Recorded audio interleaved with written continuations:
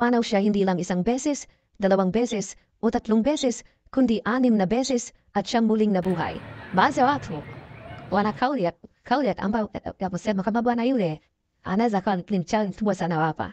At sa ngayon nga ay may isang pagkakataon na ang mga tao ay labis na nag-aalala at isinasaalang-alang siya na siya ay problema. At sinunog siya sa kanyang bahay upang makita kung maaari na siyang pumanaw. Siya ay nasusunog at hindi na nakahinga dahil sa usok.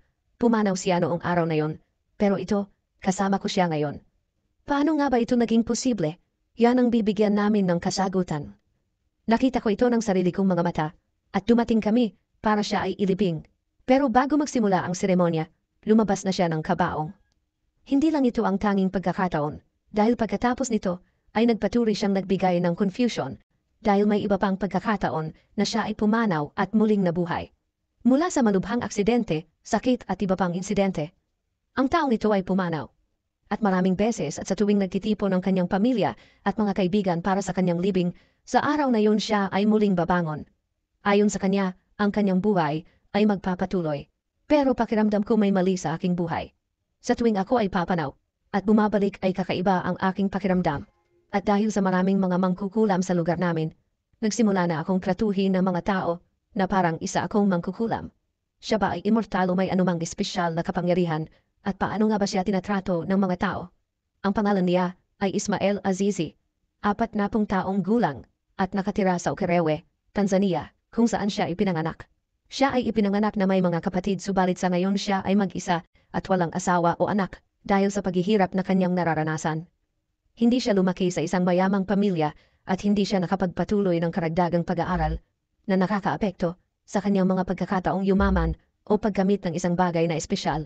At sa kabila ng kanyang mga pangarap na yumaman, ito ay naging imposible dahil sa kanyang nararanasan. Dahil lumaki siya sa mahirap na environment, kailangan niyang harapin ang buhay at trabaho ng mag-isa dahil walang nagbibigay sa kanya ng kanyang kailangan. Hindi siya umasa sa kanyang mga magulang, kapatid o pamilya dahil sa kanilang limitadong resources at araw-araw siya ay nagtrabaho ng gusto upang mabuhay. Gayunpaman habang siya ay tumatanda ang hamon sa buhay, ay lalong mas nagiging mahirap. Ang mga problemang naranasan niya sa buhay ay napakarami, dahil bawat isa ay nauugnay sa kanyang mga kalagayan at kailangan niyang harapin ang mga ito. At upang makita natin siyang buhay pa sa ngayon, mayroong isang oras na siya ay nasa trabaho at nagkaroon ng napakatinding pinsala. Akala ng lahat ng nakakita ako ay wala na. Dinala nila ako sa ospital sa kritikal na kondisyon, at pagdating namin sa ospital, sinabi ng mga doktor sa kanyang pamilya at kaibigan na siya ay wala na. Ayon sa kanya tinanggap na ng mga kapatid ko at iba pang malalapit na miyembro ng pamilya na nawala ako sa aksidente. Dinala nila ako sa morgue at hindi ko naramdaman ang nangyayari noong una. Pero nagising ulit ako na sobrang lamig at buti na lang at hindi nakasara ang morgue at isa itong lugar kung saan nakahimlay ang mga tao.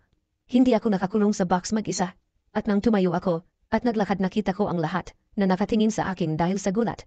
Hindi nagtagal ay dumating ang aking pamilya upang sunduin ako at ihatid ako pa uwi.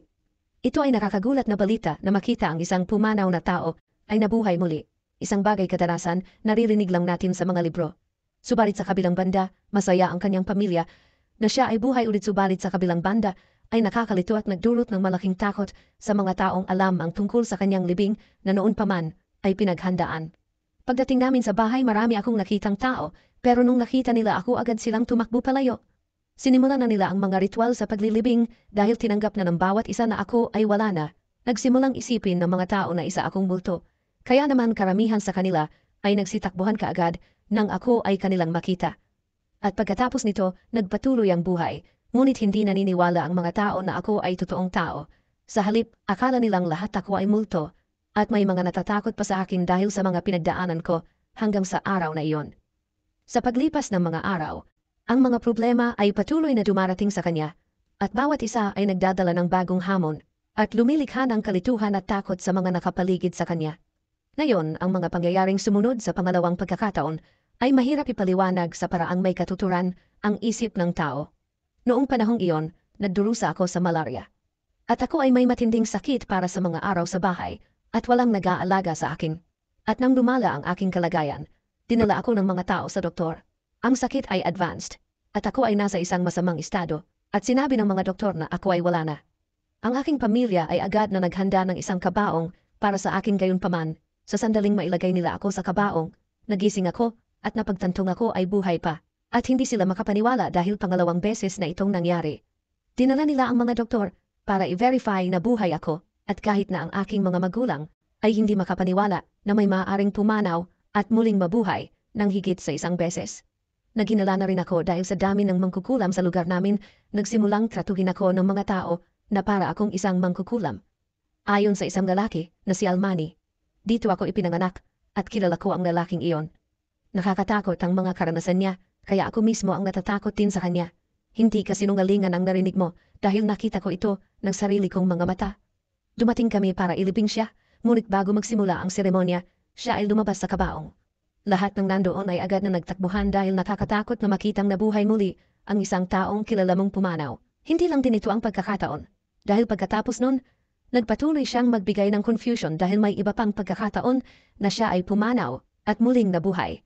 Sa pangatlong pagkakataon, siya ay nasa biyahe ng tumama ang kanilang sinasakyan sa isa pa na may dalang gasolina at siya ay napunta sa koma. Nangyari ito sa iba't ibang ospital at maging ang mga doktor ay nagsimulang matakot dahil ilang beses na nila akong nakita. Sinimulan nila akong tratuhin na para akong isang mangkukulam at nang umuwi ako at nagpatuloy sa buhay, ako ay mag-isa na lamang dahil ang aking pamilya ay malayo. Kasunod nga nito. Nang sumunod na taon, habang ako ay nagsasaka, ako ay nakagat ng ahas, at dahil walang tumulong sa akin, nagpunta ako sa doktor at sa huli nga ako ay idineklarang wala na. At pagkakataong ito ay bumalik ang aking pamilya, dahil 3 araw akong nasa morgue na mas mahaba kaysa noong mga una. Sa pagkakataong ito, maraming tao kasama ang kanyang pamilya ang naniniwala na siya talaga ay wala na.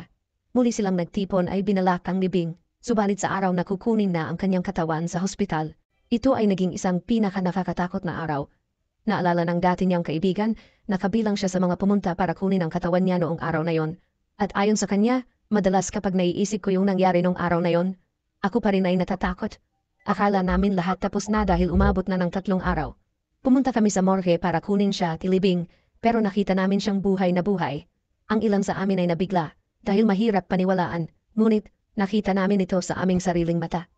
Pagkatapos ng ilang buwan, nahulog naman siya sa isang toilet pit at inilabas ng wala na.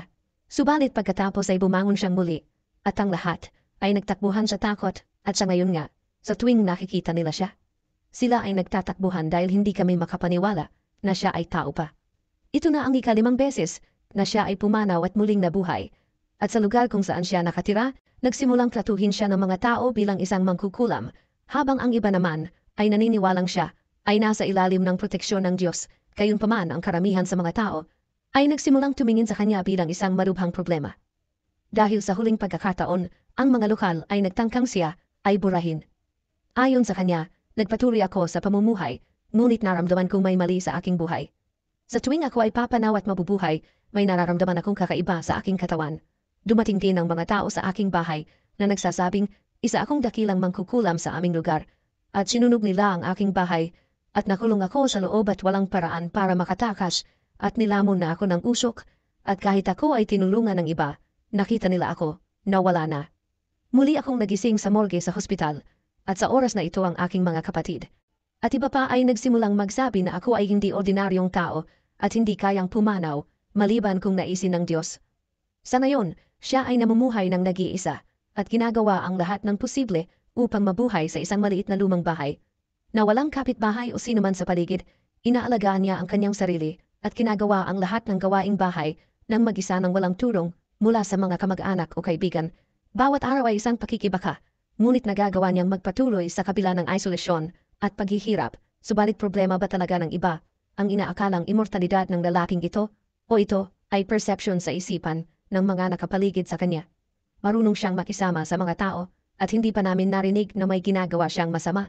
Kinatatakutan siya ng mga tao dahil sa nangyari, pero hindi siya masamang tao sa lipunan. Sa palagay ko, ay hindi magbabago ang ugali ng mga tao dahil nakakatakot mamuhay kasama ang isang taong 6 na beses nang pumanaw at nabuhay. Gayunpaman ay hindi masamang tao si Ismael. Ang mga problemang kinakaharap niya lang ang nagiging dahilan ng pag-iingat ng mga tao. Ayon sa kanya, isa lang ang aking masasabi. Hindi ako nagsisisi na naging ganito ako, pero nag-aalala ako na hindi ako pumapanaw dahil sa tuwing papanaw ako ay muling mabubuhay. Hindi na ako nag-e-enjoy na mamuhay ng ganito Dahil hindi ako nabibigyan ng pagkakataon tulad ng iba. Takot sa akin ng mga tao, kaya hindi ako makakuha ng trabaho o kumita ng pera. Itinuturing kong biyaya ng Diyos ang pumanaw at muling mabuhay. Sa isang banda, hindi ako isang espesyal na nilalang na immune sa kamatayan, ngunit ito ay isang regalo mula sa Diyos. Ang paraan ng pag-uugali ng mga tao sa akin ay isang problema. Ngunit mayroon akong ilang payo para sa kanila. Mamuhay ng maayos sa iba. Kahit na mayroon kang mga problema. Unahin mo ang Diyos at huwag mong saktan ang mga nasa paligid mo dahil minsan ang mga nangyayari ay hindi nila kontrolado. Sa kabila ng kanyang hindi kapani-paniwala at nakakatakot na mga karanasan, ay nanatili siyang mabait at magiliw na tao. Lahat tayo ay natatangi sa ating sariling mga paraan. Hindi tayo dapat palaging matakot sa hindi natin naiintindihan, sa halip ay dapat nating kilalanin na ang bawat isa ay may kanya-kanyang pakikibaka at ang pagtrato sa iba ng may paggalang ay maaaring gumawa ng malaking pagbabago. At bago mo ganunin ang isang tao, tanungin mo muna ang iyong sarili. Maraming salamat po. Hanggang sa muli. Paalam.